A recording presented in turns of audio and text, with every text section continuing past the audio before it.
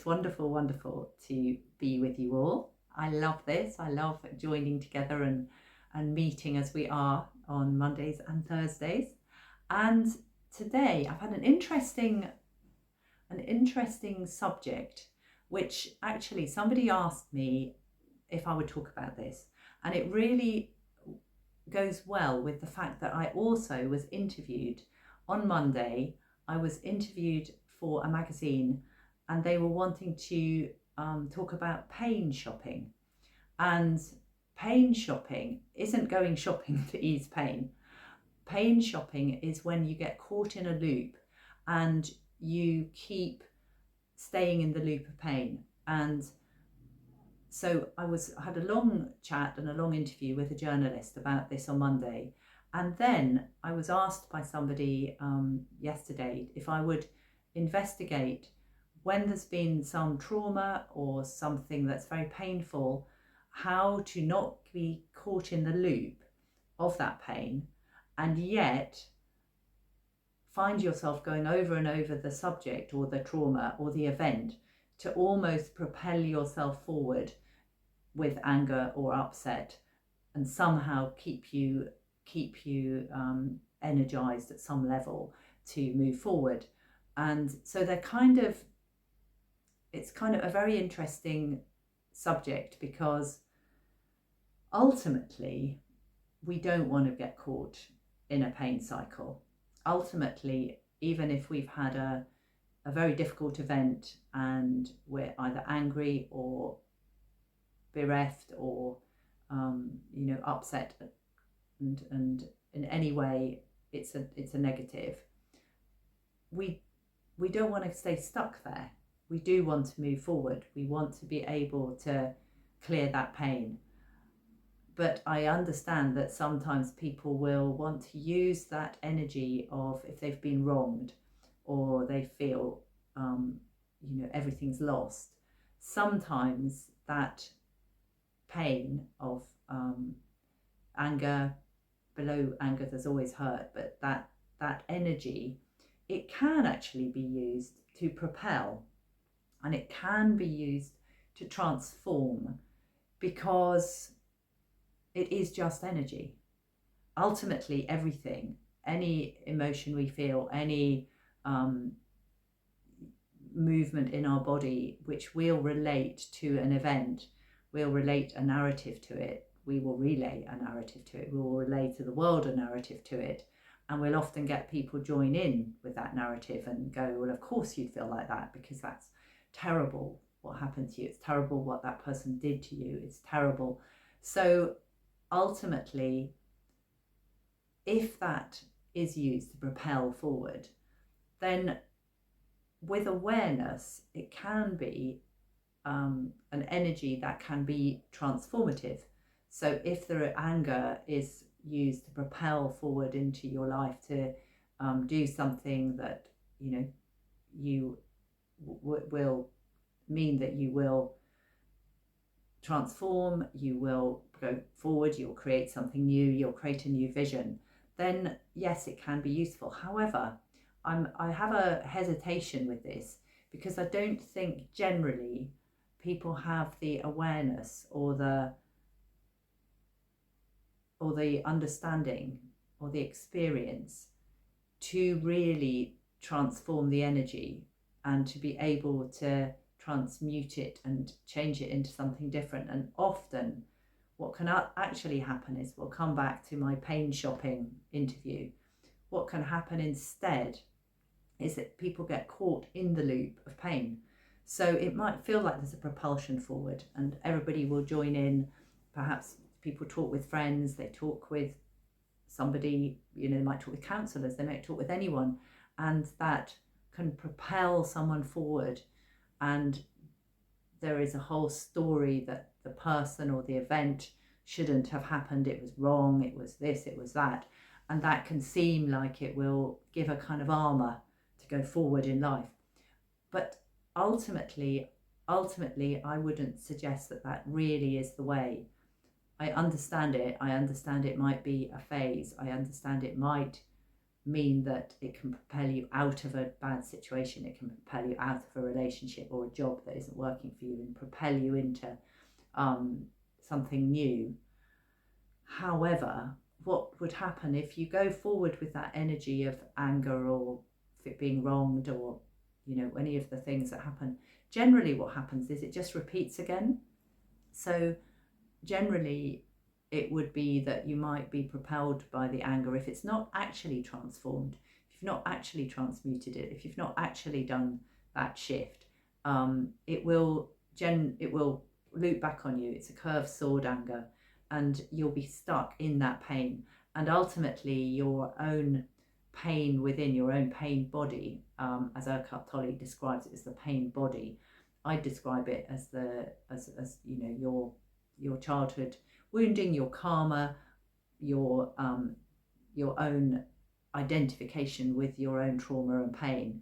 But ultimately it can just feed that, and then what happens is you'll just be walking wounded, really, and you may well have created a new thing. You may well have moved on from the old job, the old situation, the old person, but nothing's really changed.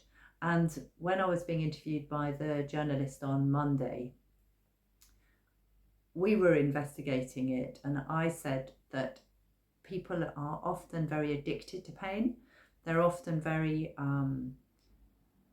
used to struggle, they're used to difficulty, and ultimately identified with it. So when people get caught in that loop, I've obviously worked with people in those loops, but the very nature of them coming to me means that they are wanting to get out of the loop.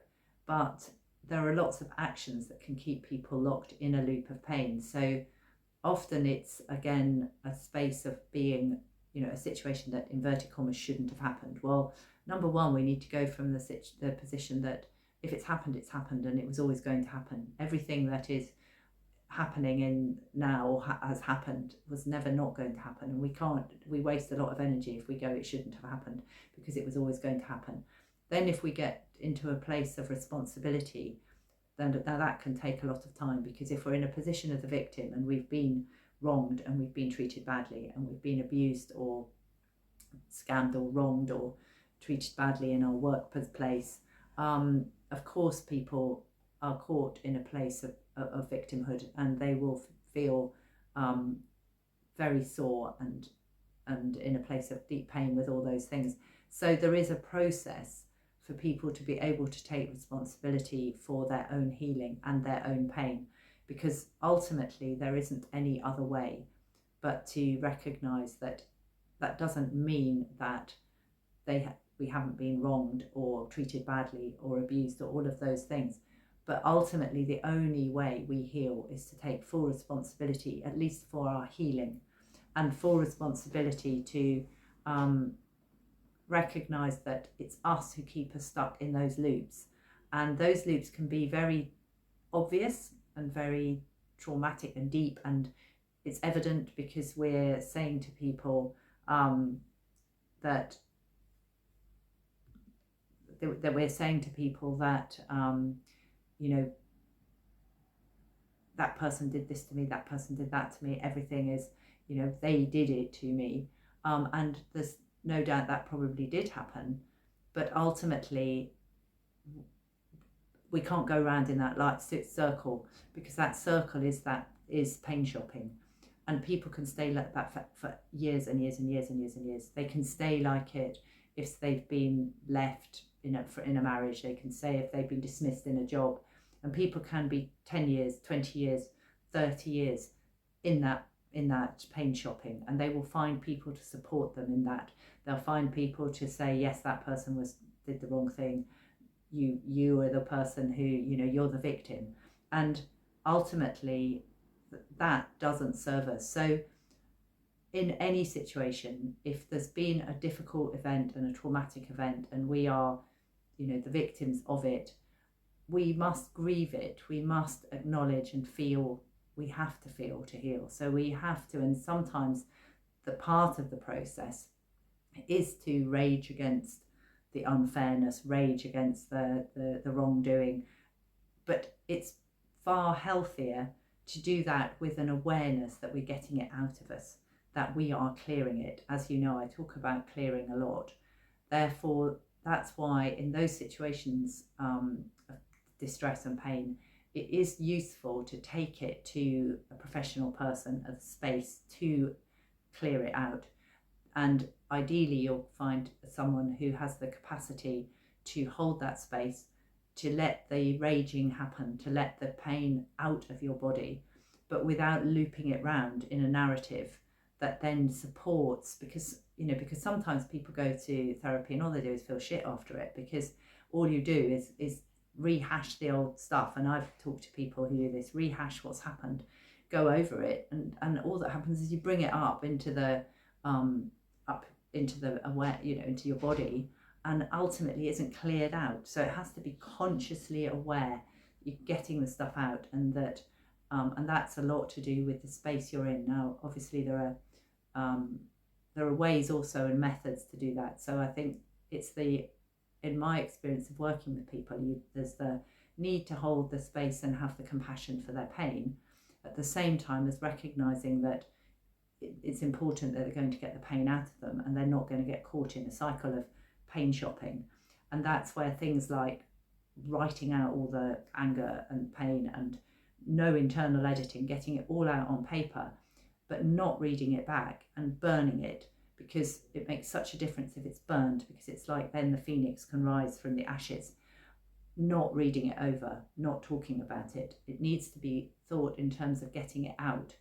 And so then it doesn't mean that someone might not loop around again, but it's encouraging them not to get caught in the pain narrative, because it can go round and round and round and round and round. And ultimately, it's going to recreate itself, because everything in the outer realms is a reflection of our inner working. So ultimately, if it isn't cleared, and if we're in a position of that pattern going on within us, it's going to very likely play out again, and it can often take many times of the same thing happening for somebody to recognize that there's something within them that they can do to change it. Now, I recognize also that a lot of people will never recognize that, and will go through life with the same things happening with different people and different scenarios, and never recognize that there's an opportunity to heal their own pain. So then we come right back to the core and the very beginning of recognizing that it's really important that we heal our pain from whence it came, and that everybody, what unites us is probably that we've all experienced pain. We've all experienced disappointment and loss, and being wronged or bullied, or a victim to something, or something going wrong, or someone treating us badly. It's something that all humans share, and unfortunately a lot of humans also, or a lot of us, we're all humans, recreate it by talking together about it, and they deepen it, and they pain shop. It's this new term I only found out on Monday, and they'll keep it going, and they'll put it out on social media. They'll tweet it. I think that's, I'm not part of Twitter, but I hear that goes on, and they'll find a friend if somebody doesn't support them, or someone gets bored with their story. They'll find another person, and they will keep the whole thing going, and really believe their narrative, and really be identified with their pain. And therefore, going back to the question I was asked yesterday about using an event to propel them forward, it might propel to a level, but it's almost like a Catherine wheel going out, isn't it? Is that, when they fall to the ground? Am I doing a funny metaphor here? But there seems to be a great propulsion, and then it doesn't happen, and it goes into a and stops. I think I've seen that in a fireworks, or a rocket that doesn't go off. A rainy fireworks night. Think a rainy fireworks night, that if there's a great propulsion to go forward with something, but it doesn't actually help. And I was listening to a young woman talking to her friend in a cafe this week. I'd popped in for a coffee, and she was very, very upset about the way she'd been treated by somebody, and she was very upset indeed, and we all could hear it. And she didn't come out of her loop, and she didn't the whole time that she was there, and her friend was just listening and didn't say a lot, but she kept herself in her loop again and again and again, and she was keeping herself in the place of being wronged, and I didn't really see how she was going to come out of it. So it's really important. So again, going to the simplistic place of how we do this every day in our lives, how we don't get caught in any pain shopping, or if we're wronged in any way, or something small happens, where we don't immediately go into attaching to keeping in with our pain, because we've all got childhood wounding, we've all got and to a degree an identification with it, because if there's any reactivity, then that is an arrow to where we're hurt.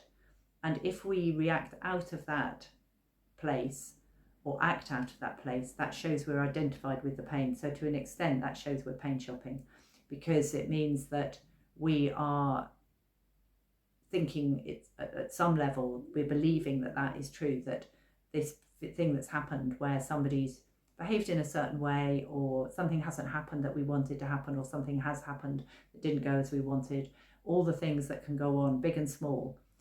If we react to it and we rant about it, or we act out, or we blame the other, or we want the other to change, and unfortunately when we're in pain, we want the other to do it for us. It's such a common human thing.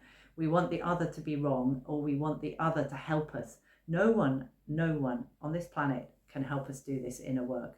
No one. Somebody like me can encourage you, and I can teach you. So that could be described as help, I suppose. But I can't do it for you. We have to have the commitment to recognize that this life is painful if we're in our mind. The mind creates the pain. If we're stuck in our mind, then what we do is we create the psychological dramas. We attach to the pain within us. We recreate it with narrative. If we are not in our mind, the mind is what creates the pain. The mind is what makes us unhappy. Not being present, not being here and now, not being here. And here isn't a place in time and space. Here is here. We've never not been here. We've always existed. There's no beginning or end to us. We've always been here. If we can come into here, then we come into now. Then we're not getting attached to past hurts and past wounds and pains. And we're not projecting into the future what we're going to say to that person, having narrative that goes and runs, or going round in a cycle of what they should or shouldn't have done. And therefore, ultimately, if we come back to here now, and we really, really commit to living in this space, what will happen is we will catch all the pain that it arises, and the pain will arise in small irritations, upsets, feeling slighted, feeling somehow not understood, not heard, someone not quite getting us, somebody not understanding us, all those things. They're all an attachment, excuse me, they're all an attachment to pain, and they're all an attachment to pain shopping, in effect, on bigger and littler levels. And therefore, ultimately, if we work at that level and come back to here every single moment, we're not going to need something to propel us out of our difficulty. If we've been in a difficult situation where somebody's treated us badly, what we'll actually do instead is, by all means, as I said, maybe a professional or somebody who is going to recognize you need to clear it out, and you need to clear it out. That can be part of the process, but it is a process of clearing, not a process even necessarily of being propelled, because, as I say, the propulsion, unless it's with great consciousness, knowing it's transforming the energy, won't necessarily do that. what needs to happen is the clearing of that pain, and also the clearing of any pattern of something that is to do with us in it. Because even in cases of, you know, abuse and places where somebody shouldn't ever have treated us like that, or any of those situations, we still have to be ultimately recognizing that somehow there was an availability within our energy field. As I said last week, it's never our fault, but we can be the people that transform that pattern and recognize that if we go towards a person who's going to be similarly but treat us like that, we'll recognize it quicker if we, or immediately, if we do this work to clear that availability in us. So essentially, it is at the most simple but the most profound level, is that coming back to here all the time, here, as I say, not time and space, here within you, so that you get to the place of real ease, and there isn't then all of that narrative, there isn't all that history, there isn't all the future projections. We'll have our actions then come from the, if it's coming from the now, we're not living our life full of projection and expectation and history. We're living it now, and therefore the clearing is so vital, because in any moment, if there's anything coming up that's attached to pain, our pain, it will mean that our life isn't going to be tranquil or easeful, and it means we'll be caught in the pain of the mind and the samsara of life, whereas in fact there's no need for that at all. So thank you.